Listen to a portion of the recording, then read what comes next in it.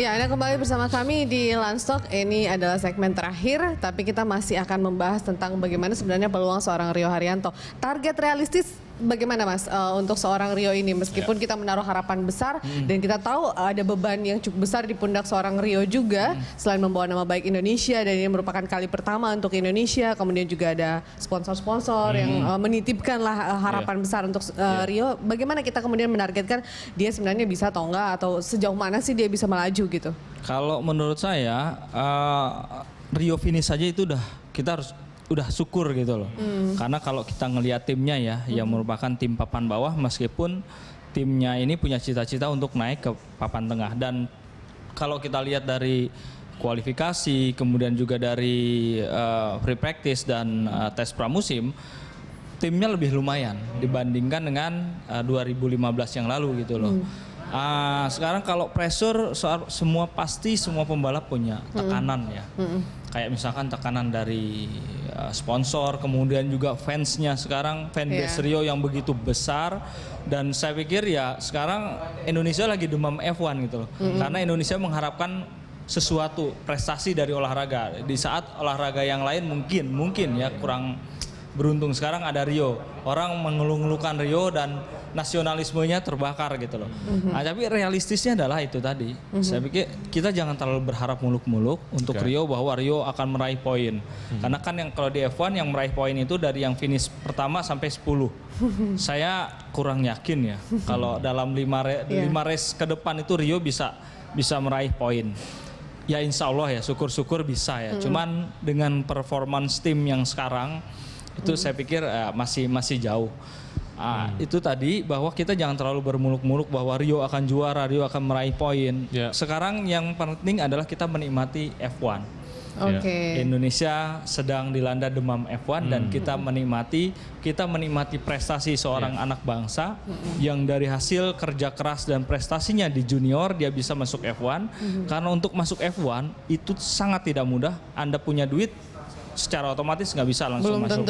Belum tentu masuk karena F1 itu punya kriteria, salah satunya adalah super license tadi gitu loh.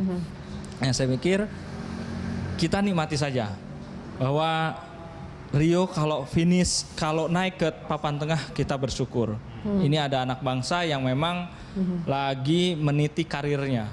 Kita biarkan saja gitu loh. Kita nikmati terutama di tahun pertama ya, karena jangankan tahun pertama, dari race pertama ini di Australia sampai 6 race ke depan, ya kita nikmati bagaimana performa Rio di lapangan gitu loh. Ya kalau misalkan ada trouble, ya itulah Formula One gitu loh. Karena yang bekerja mesin, jangankan mesin, orang aja kalau kerja rusak gitu loh, kalau kerja terus. Nah itu ini kita menikmati aja. Di 5 atau 6 race pertama ini untuk bisa mendapatkan poin, mendulang poin gimana tuh Mas Eka? Saya terlalu cepat ya kalau saya menurut saya itu realistis saja. Kita nikmati aja bahwa sekarang ini ada orang Indonesia yang masuk ke puncak teknologi motorsport tercanggih di dunia. Dan motorsport yang menjadi dambaan ratusan ribu pembalap gitu ya. Motorsport yang memang dari viewers dan marketing itu paling depan gitu loh. Bayangkan aja ini buat promosi Indonesia bagus karena setiap race weekend itu ditonton sampai 500 juta penduduk dunia. Anda bayangkan itu satu kali race weekend. Setahun ada 21 putaran. Jadi ya sekitar hampir 1,8 miliar orang lihat dan orang akan terus perhatikan itu. Kans Rio untuk dilirik atau naik kelas lah ya ke papan tengah ataupun papan atas. Gimana? Apakah ini kemudian terlalu dini untuk membahas itu atau gimana tuh? Atau mungkin juga dia berpeluang untuk dilirik karena kalau Anda mengatakan tadi bahwa dari segi kemampuan sebenarnya Rio bagus gitu kan? Semua pembalap, jadi di F1 itu adalah showcase gitu ya. Semua pembalap, semua tim itu akan melirik semua orang-orang yang membalap di F1. Jangankan membalap di F1, karena ada di F1 itu ada sporting race yang namanya GP2. GP2 itu selalu berbarengan dengan F1. Jadi GP2 dulu, nanti baru F1 yang balapan. Nah itu itu juga showcase untuk para pembalap. Jadi tim-tim F1 ya itu mengambilnya juga dari GP2 untuk dilihat itu. Ya, Oke, baik. Nah ini mungkin terakhir nih Mas, artinya kita tidak hanya punya seorang Rio Haryanto kan, kalaupun misalnya ini Formula One kelar dengan seorang Rio Haryanto, bagaimana dengan pebalap-pebalap kita yang ada saat ini? Apakah mereka juga punya gen atau kemampuan yang hampir mirip atau? Kaderisasi di balapan mobil kita gimana sih Mas? Di junior sekarang ini di bawah Rio Haryanto ada 2. Kita punya 2 pembalap di GP2, Sean Glyle dan juga Pilo. Salah satunya Sean Glyle juga punya dukungan finansial yang cukup tinggi. Cukup bagus ya. Nah sekarang kita tunggu aja. Jadi menurut saya Rio ini pembuka jalan buat anak-anak muda Indonesia, terutama pembalap Indonesia, bahwa bukan tidak mungkin ada orang atau pembalap dari Indonesia untuk masuk F1.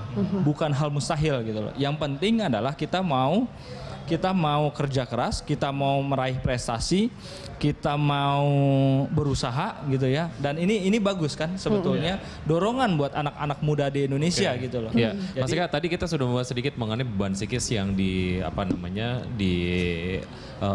tanggung oleh Rio lah ya. Kalau dibandingkan dengan Pascal sama atau enggak sih? Kalau kita lihat tadi dari sponsor, kemudian juga ini pertama kali pembalap Indonesia masuk ke F1 dan lain sebagainya. Kalau dibanding sama Pascal gimana tuh? Beban psikisnya sama apa enggak? Saya pikir sih Pascal lebih ringan ya. Karena Pascal sebelumnya itu juga pernah jadi test drivernya tahun 2014 dia pernah jadi test drivernya Mercedes-Benz.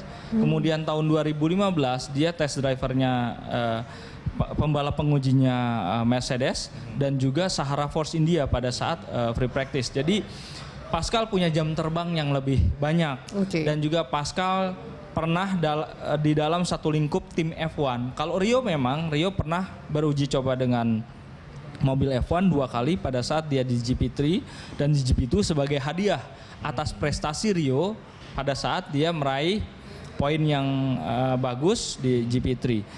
Cuma Pascal memang punya jam terbang karena dia artinya dia udah tahu lingkungan F1 itu seperti apa. Nah Rio kan baru 1 bulan gitu. Pascal udah 2 tahun. Jadi ya saya pikir ini adalah beban psikologis Rio akan lebih berat lah dibanding Pascal. No wonder kalau Mas Eka bilang tadi finish aja kita sebenarnya sudah. Iya. Tapi seiring berjalannya race, karena kan mengingat ada 20 race lagi ya, beban psikis itu akan berkurang nggak sih? Berkurang. Saya pikir ya Rio itu pembalap yang memang ya udah biasa hidup susah di balapan gitu. Bukan susah dalam arti apa ya, memang udah biasa ditekan, udah biasa intimidasi dalam arti positif ya dalam kompetisi. Kemudian juga udah biasa di pressure itu. Saya pikir seiring 1-2 di Bahrain mungkin dia udah agak rilis gitu. Sekarang ini kan baru ini balapan pertama dia otomatis dia sama lah kayak kita kan pasti ada beban gitu. Dari sekian sirkuit yang akan dilalui begitu ya, berapa kali 21 racing 21, ya. Ada nggak sih sebenarnya racing atau sirkuit yang memang cukup angker dalam tanda kutip atau sebenarnya semua sama aja gitu.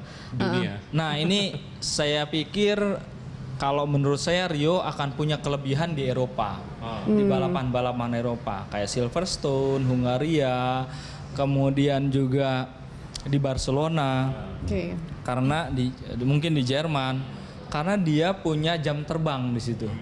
Bayangkan dia pernah balapan 6 tahun di Eropa, jadi dia sudah sangat mengenal track-track itu. Terutama juga Rio punya kemampuan di balapan basah, di balapan hujan.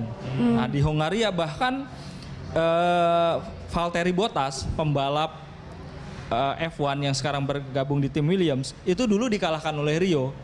Alexander Rossi juga dikalahkan oleh Rio pada saat di GP2 gitu loh. Pada saat di balapan basah. Memberikan benefit tersendiri. Benefit sendiri. Gitu ya. Ini adalah sirkuit pertamanya Rio kok. Jadi hal biasa lah mungkin Rio agak jet lag kali ya. Ini yang pertama. Kalau di Eropa saya pikir ya dia udah sangat terbiasa. Kenal dengan atmosfernya, dengan tracknya terutama. Baik ya. Ekspektasi begitu tinggi, namun akhirnya ya banyak hal yang akhirnya harus kita kemudian berpikir realistis lah ya terkait dengan kans Indonesia di musim ini di F1. Mas Eka, terima kasih atas informasi Sama-sama, yang sudah disampaikan. Ini pembelajaran untuk saya dan juga mungkin Vero terkait dengan dunia Fansnya F1. ya begitu ya, khususnya tidak terlalu demanding tapi terus mendukung Terus mendukung. Rio dalam ajang Iya. Formula One. Iya. Terima kasih Mas Oke, Eka. Sama-sama. Ya, dan pemirsa demikianlah Lunch Talk kali ini. Saya Veronica Moniaga. Saya Vicky Adrian, jangan lupa untuk menyaksikan Live Stock setiap hari pukul 13 sampai dengan 14. Sampai jumpa.